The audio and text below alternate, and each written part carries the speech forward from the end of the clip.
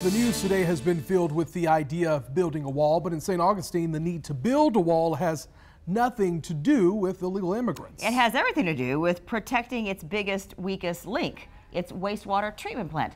On your side's Jessica Clark has the story all new for us tonight. Yes.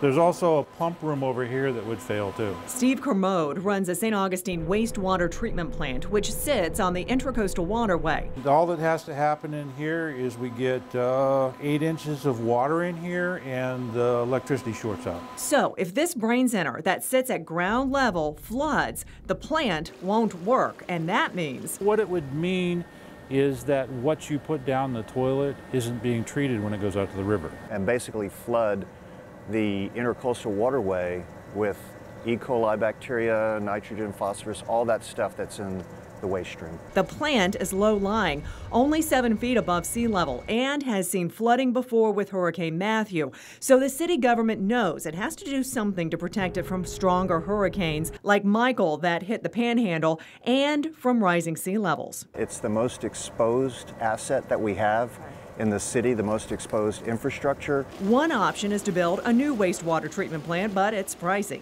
That is probably $100 million, and we have a $50 million annual budget. Another option is to hook up to St. Johns County's sewer system, but the county has to agree to it. And another option is to build a wall around the entire plant. A sheet pile wall. A study shows the taller the wall, the more expensive it would be. The tallest wall considered would be 25 feet high to protect against a Category 5 hurricane and sea level rise for the next 30 years.